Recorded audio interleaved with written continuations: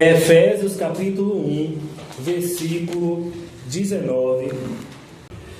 O versículo fala assim, sobre a excelente grandeza do poder de Deus. Não é, Quitéria?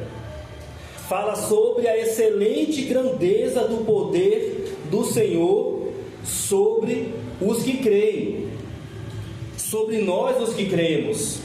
Na versão judaica, sobre os que confiam nele. E aí diz mais no versículo: segundo a operação da força do seu poder. E que poder é esse? O verso 20 explica. Olha aí rapidinho. Olha o 20. Que poder é esse? O poder que manifestou em Cristo, ressuscitando-o dos mortos e pondo a sua direita nos céus. Então o que é que Paulo falou aqui para a igreja de Éfeso? Paulo disse que existe, Lucas, uma excelente grandeza, uma sobre-excelente grandeza do poder de Deus sobre nós, os que cremos, sobre os que confiam nele. E que poder é esse, pastor? O versículo 20 falou: é o mesmo poder, é a mesma operação, Quitéria, que Deus usou quando manifestou em Jesus para ressuscitar ele dos mortos. Pastor, desenha para mim. Desenho. O que Paulo está falando aqui é o seguinte, irmã Sandra, que o poder que está em nós, os que cremos, é o mesmo poder que Deus usou para ressuscitar Jesus. O mesmo poder que Deus usou para tirar Jesus do túmulo, para trazê-lo à vida novamente, é o mesmo poder que está em nós. Isso não é forte? E às vezes nós não entendemos assim, não é? Às vezes a gente pensa: não, Deus não faz tudo isso. Não, o mesmo poder. Eu vou ler para você não esquecer isso. Por isso que você é imbatível. Amém? Se ficar perto de Jesus ali, ninguém te derruba.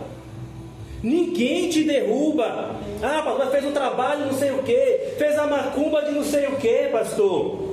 Mas o olho gordo, a inveja, não esquece tudo isso.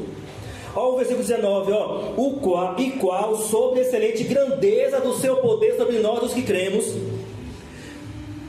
segundo a operação da força do seu poder que manifestou em Cristo, ressuscitando-o dos mortos e pondo a sua direita nos céus. O mesmo poder que Deus manifestou para ressuscitar Jesus é o mesmo poder que opera em você. Está me entendendo? Quem está entendendo isso? Isso é muito forte mesmo. É como falou o irmão Lucas: nós somos apenas o vaso, mas o que está dentro desse vaso, é aí que está, é aí que está o mistério. Você realmente é apenas um vaso. É igual isso aqui, A gente olha para isso aqui e admira. Por quê? É por causa do vaso ou por causa do que está dentro do vaso? O que o vaso carrega? Você carrega o mesmo poder que Deus usou para ressuscitar Jesus. Você crê nisso? Você crê nisso? Porque é sobre isso que eu quero falar com você nesta noite. Sobre o que, pastor? O verso 19, ele fala assim, Sofia, ele fala que essa grandeza do poder de Deus está sobre quem?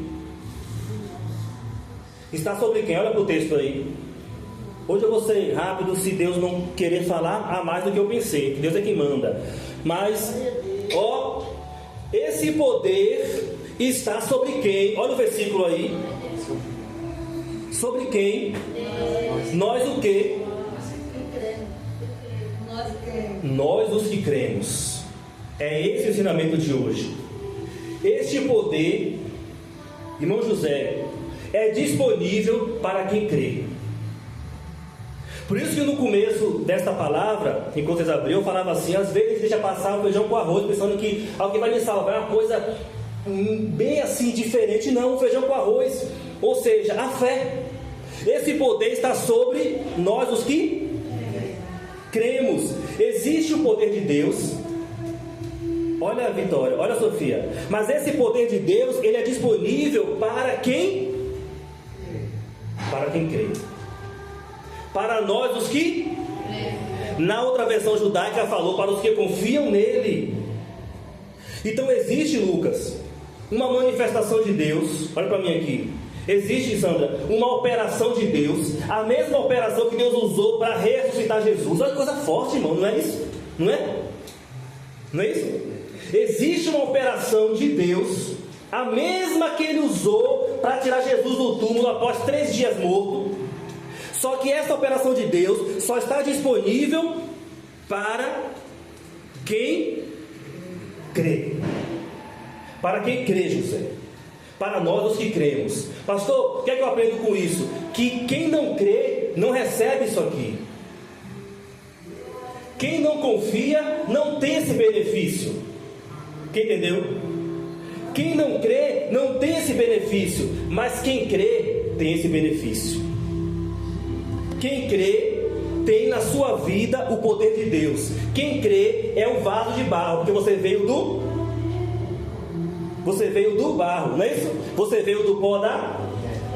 Mas você que é um vaso que veio do barro, que veio do pó da terra, dentro de você está o poder de Deus, se você crê. Amém? Dentro de você está o Espírito Santo. É por isso que Paulo falou assim, ó: não sabeis vós que vós sois o templo do Espírito Santo e que o Espírito de Deus habita em vós? O Espírito Santo habita em vós. Pastor, o que é o Espírito Santo? É o próprio poder de Deus. Quando Deus criou a terra, no princípio criou Deus os céus e a terra. Aí diz a Bíblia: e o Espírito de Deus pairava sobre a face das águas. E aí diz então: e disse Deus, haja luz. E houve luz, não é isso? E o Espírito de Deus pairava sobre a face. Isso lá no início, antes de Deus criar José, Adão e Eva. E esse Espírito de Deus que pairava sobre a face das águas, hoje ele está dentro de você. Entendeu? Hoje ele está dentro de você. Pastor, como assim, pastor? Para os que creem. Para os que creem. Você crê? Você crê, amado? Veja que o versículo falou assim, Lucas, ó: e qual a sobreexcelente grandeza do seu poder sobre nós os que cremos. Aqui é para quem crê. Você crê? Você crê? Amém? Creia, meu amado. Na versão judaica que eu li para vocês hoje, os que confiam nele, confia. Olha para mim aqui. Confia em Deus. Creia. Pastor, mas eu não entendo tudo, como disse Lucas hoje aqui. Eu não tenho todas as respostas. A fé é a certeza do quê? Das coisas que você espera, né? A convicção do que você não vê, não é isso? Olha, pastor, eu estou passando por luta, estou passando por dificuldade, estou passando por problemas, eu não tenho todas as respostas. Isso não pode ser impedimento para você crer. Independente de tudo isso, creia, porque esse poder, olha como falou o versículo, ele é sobre nós os que cremos. E antes de eu avançar aqui com os irmãos, tudo que o inimigo quer é justamente isso: fazer com que Guilherme venha parar de crer, venha parar de confiar, venha plantar a semente da dúvida no coração. Amém? Plantar a semente da incerteza, da incredulidade, do ceticismo, do ateísmo. Mas nós cremos. Você crê. Você crê que Jesus Cristo veio por nós, morreu por nós, que ao terceiro dia ele ressuscitou e ele prometeu: eu vou voltar para buscar a minha igreja. E você crê nisso, e esse poder é disponível para você, para te ajudar nas horas difíceis. Imagina você aqui, está na sua vida, na sua jornada, na sua semana, no seu mês, aí você passa por um problema, aí vem na sua cabeça aquela vontade de desistir, ou aquele pensamento assim: eu não vou conseguir resolver, vai dar tudo errado. Aí você vai e lembra desta palavra: não, eu não sei como resolver, mas em mim tem um poder de Deus. O mesmo poder que Deus usou para reviver Jesus está sobre mim, e eu vou vencer isso em nome de Jesus. Eu vou dar a volta por cima. Tudo vai se solucionar, tudo vai se resolver, porque Deus está comigo. E ainda, mãe, que não resolva do jeito que eu quero, no tempo que eu quero, esse poder vai me dar paz. Esse poder vai me dar consolo. Esse poder vai me dar descanso. Esse poder vai me dar sabedoria, vai me dar força. Quem está me entendendo? Olha para mim.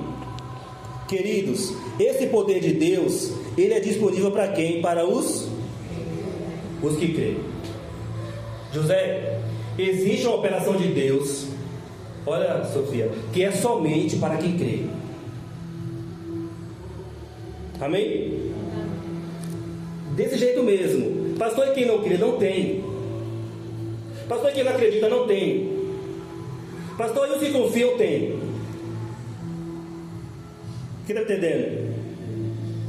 Pastor, fulano não crê em Deus, não crê em Jesus. Não tem. Pastor, eu confio em Jesus, eu creio.